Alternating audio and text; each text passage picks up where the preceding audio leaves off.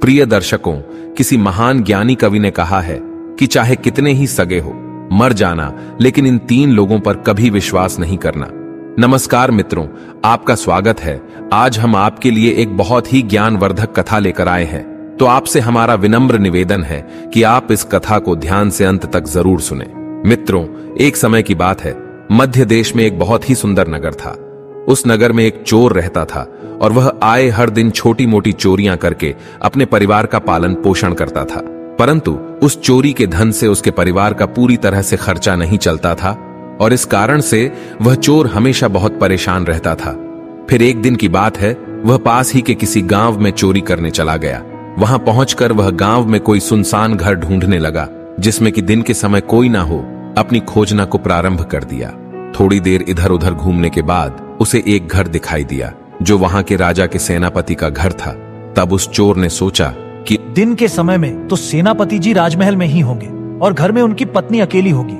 मैं चुपके से जाऊंगा और थोड़ा सा धन चुरा कर ले आऊंगा जिससे किसी को पता भी नहीं चलेगा।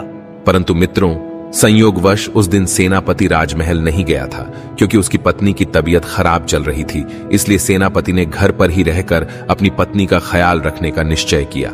फिर जैसे ही वह चोर चोरी करने के उद्देश्य से उस सेनापति के घर के अंदर घुसा, वैसे ही सेनापति की नजर उस चोर पर पड़ गई। और फिर जैसे ही सेनापति ने अपने घर में चोर को देखा तो उसने उस चोर को तुरंत बंदी बना लिया और पूछने लगा, सच सच बताओ तुम कौन हो और यहाँ क्या करने आए हो। तब डर के मारे चोर ने सेनापति को सारी बातें सच सच बता दी और कहा, सेनापति जी, मैं तो एक मामूली सा चोर हूँ और अपने घर का खर्च चलाने के लिए चोरियां करता हूँ। थोड़े से धन के लालच में मैं आपके घर में चोरी करने आ गया। कृपया करके मुझे क्षमा करें, मैं आइंदा ऐसा नहीं करूंगा। मित्रों, चोर की बात सुनकर सेनापति ने कहा, अरे चोर, तूने आज जो कार्य करने का प्रयास किया है उसकी माफी नहीं सजा होगी। यह बात तुम भली भांति जानते हो, फिर ऐसा नाटक क्यों कर रहे हो। वह सेनापति उस चोर से इतना कहकर उसे राजा के दरबार में ले जाता है और राजा को समस्त घटना का वृतांत सुनाता है। तब सेनापति की बात सुनकर राजा उस चोर को 1 माह की कैद सुना देता है और उसे कारावास में बंद करवा देता है। फिर समय के अनुसार जब उसकी सजा पूरी होती है और 4 माह बाद जब वह चोर अपने घर जाता है तो वह देखता है कि उसके घर में खाने को अनाज भी नहीं है और उसके पास बिल्कुल भी धन नहीं बचा है। अब उसका परिवार जैसे तैसे करके अपने दिन गुजार रहा था।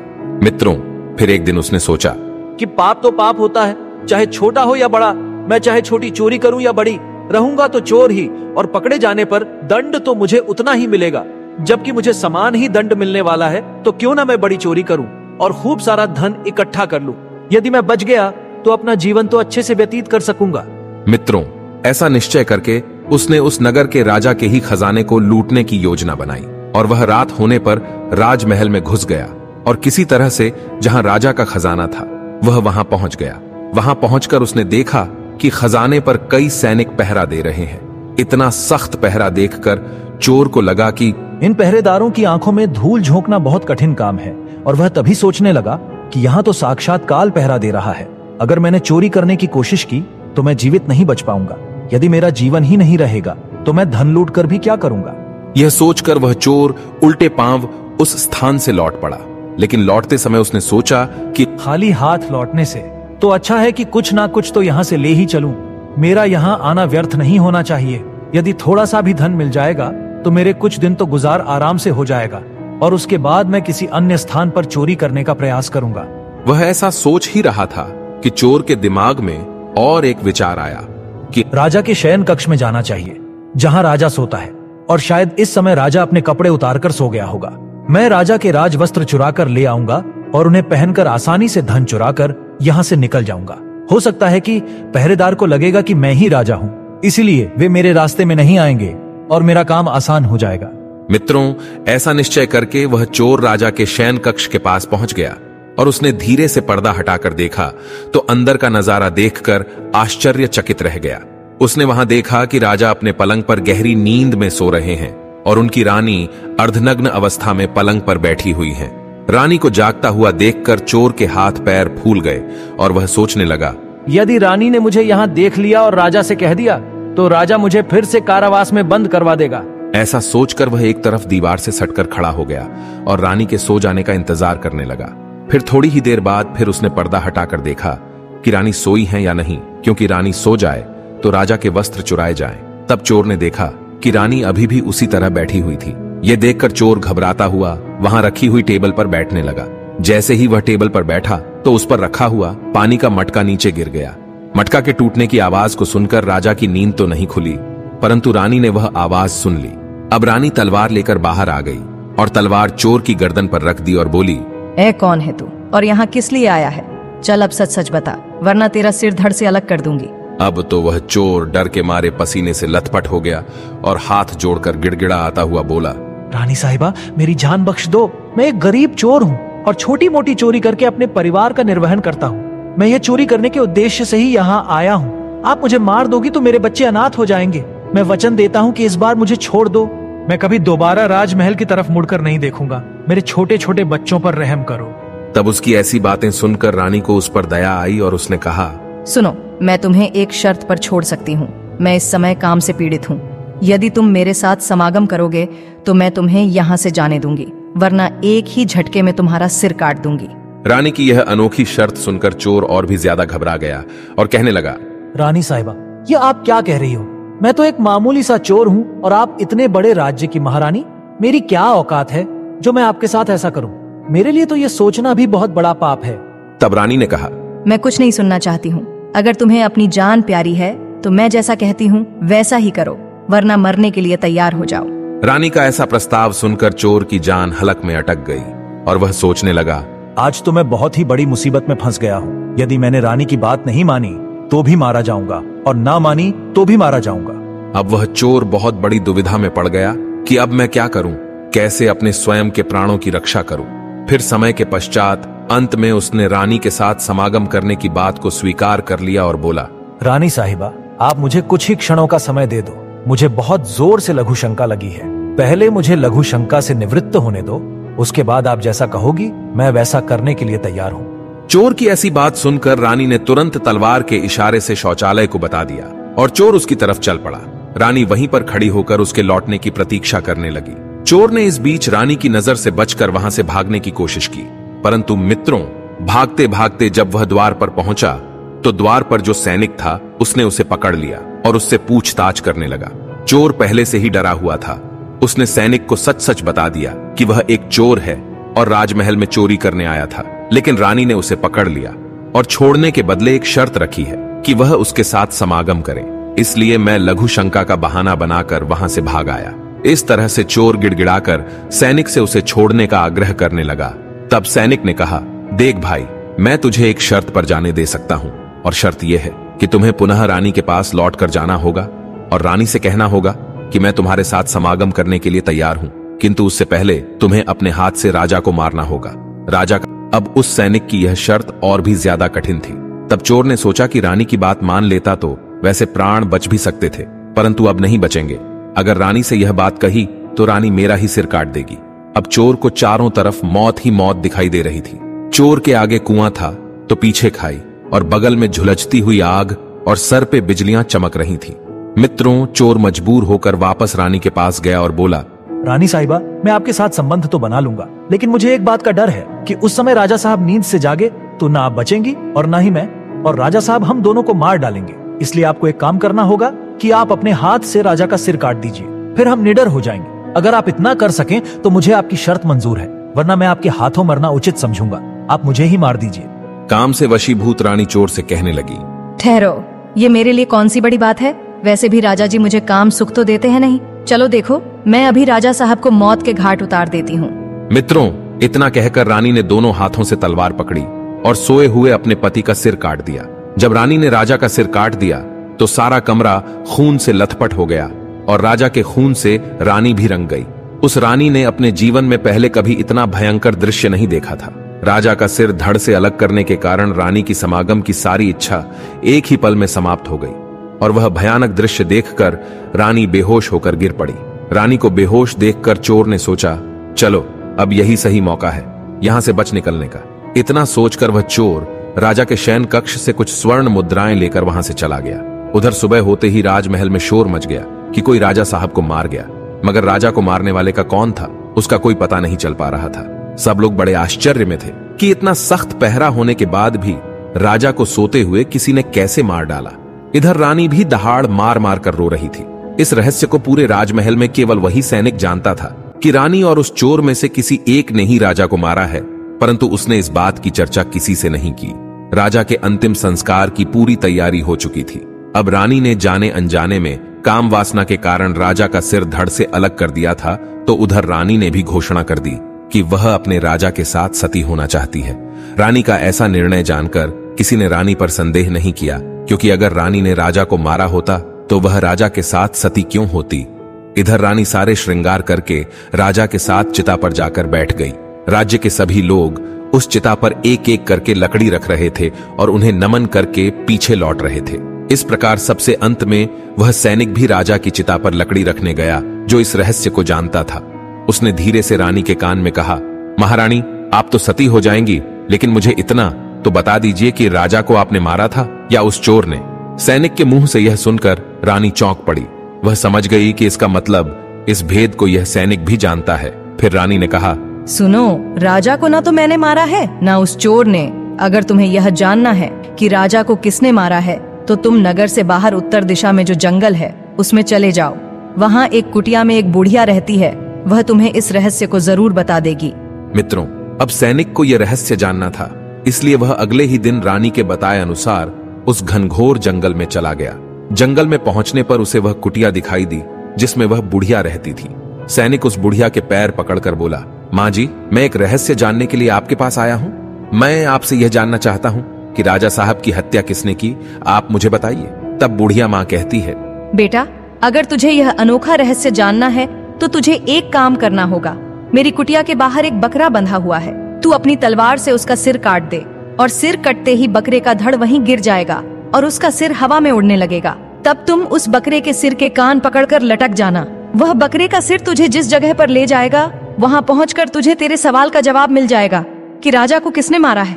मित्रों, उस बुढ़िया के कहे अनुसार अब सैनिक ने वैसा ही किया। कुटिया के बाहर जो बकरा बंधा हुआ था, सैनिक ने उस बकरे का सिर काट दिया। सिर कटते ही वह हवा में उड़ने लगा। उसने झपट कर बकरे के दोनों कान पकड़ लिए और फिर वह सिर उड़ता हुआ उसे एक भयंकर वन के बीचों बीच ले गया। उस जगह पर एक गुफा बनी हुई थी। उस गुफा के द्वार पर जाकर वह सिर नीचे उतर गया। तब वह सैनिक सोचने लगा कि इस जंगल में ना तो कोई मनुष्य दिखाई दे रहा है और ना ही कोई जानवर। यहाँ भला कौन मुझे राजा की मौत का रहस्य बताएगा। वह गुफा के द्वार पर खड़ा खड़ा यही सोच रहा था। मित्रों, वह गुफा एक राक्षस की थी जिसमें वह राक्षस और उसकी एक बेटी रहते थे। अब शाम हो गई थी और वह राक्षस अपने भोजन के लिए बाहर गया हुआ था। गुफा के अंदर उसकी बेटी अकेली ही मौजूद थी। इधर जब राक्षस कन्या को किसी मनुष्य की गंध मालूम पड़ी तो वह द्वार पर निकल कर आई तो उसने देखा कि एक हटा कटा नौजवान गुफा के द्वार पर खड़ा है।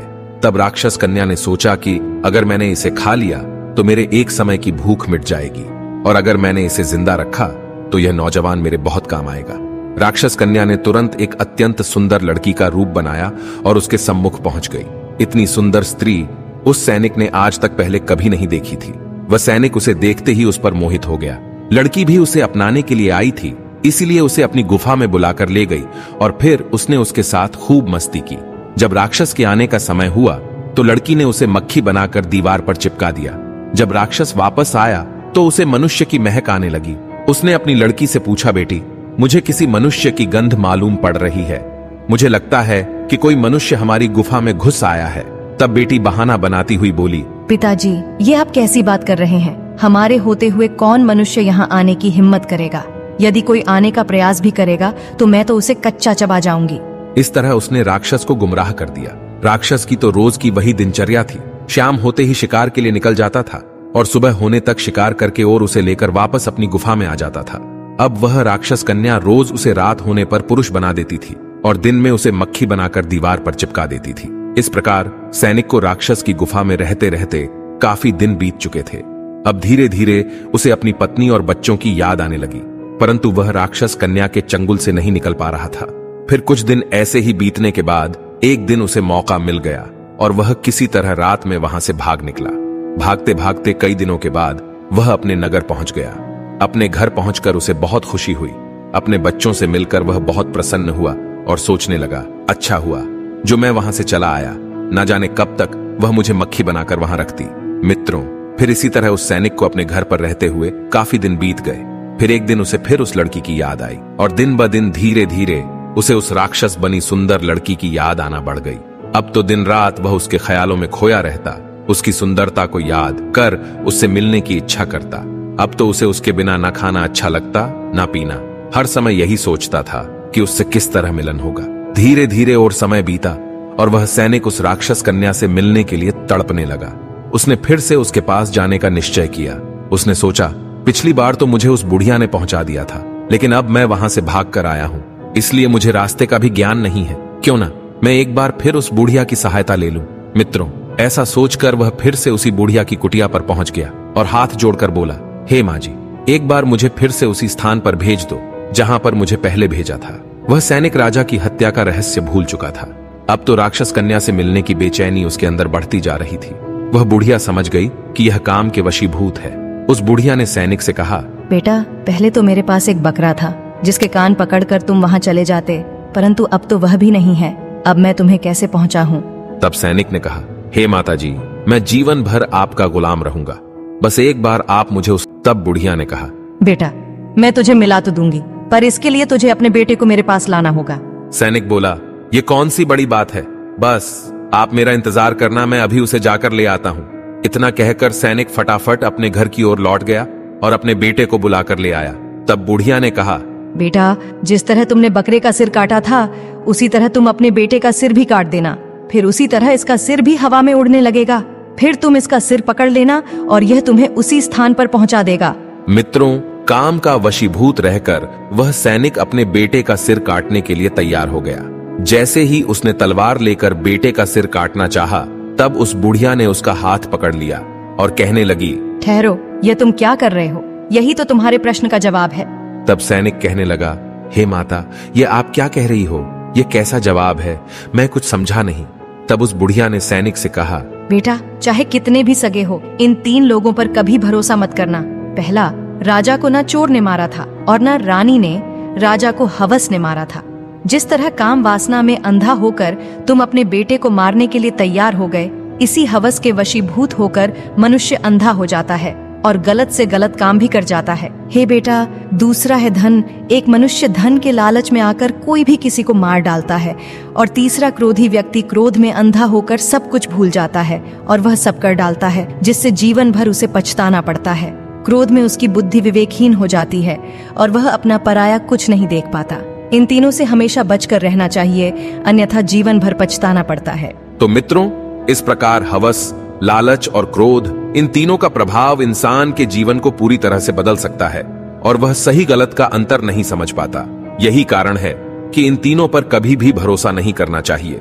जब बुढ़िया ने सैनिक को यह ज्ञान दिया तो वह गहरे विचारों में डूब गया। उसने सोचा कि उसने अपने बेटे को मारने का विचार केवल अपने लालच और हवस की वजह से किया था। उसे अब यह एहसास हुआ कि उसने कितना बड़ा गलती का रास्ता अपनाया था।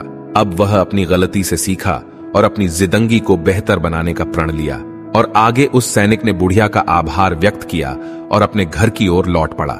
इस यात्रा के दौरान उसे यह समझ में आ गया कि यदि इंसान अपनी भावनाओं को काबू में रखे और सही निर्णय ले तो जीवन में बहुत सी समस्याओं से बचा जा सकता है।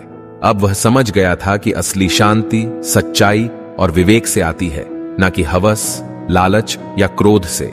उसने अपने घर लौटकर अपने परिवार के साथ एक नए जीवन की शुरुआत की और उसने अपने बेटे से वादा किया कि वह अब कभी अपनी भावनाओं पर काबू नहीं खोएगा और हमेशा सही रास्ते पर चलेगा। दोस्तों, इस कहानी से हमें यह सीखने को मिलता है कि हमें अपनी इच्छाओं और भावनाओं पर काबू रखना चाहिए। इन 3 चीजों हवस, लालच और क्रोध से हमें हमेशा दूर रहना चाहिए, क्योंकि ये हमारे जीवन में सिर्फ दुख और परेशानी लाती हैं। अतः कभी भी किसी पर अंधे विश्वास न करें, खासकर जब वह हवस, लालच या क्रोध से प्रेरित हो। इनसे बचकर हम अपने जीवन में सच्ची खुशी और शांति पा सकते हैं। तो मित्रों, आशा करते हैं कि आपको हमारा यह सुनाई गई कथा जरूर अच्छी लगी होगी। अगर आपको यह कथा अच्छी लगी हो तो वीडियो को लाइक जरूर करें और कमेंट बॉक्स में हर हर महादेव जरूर लिखें।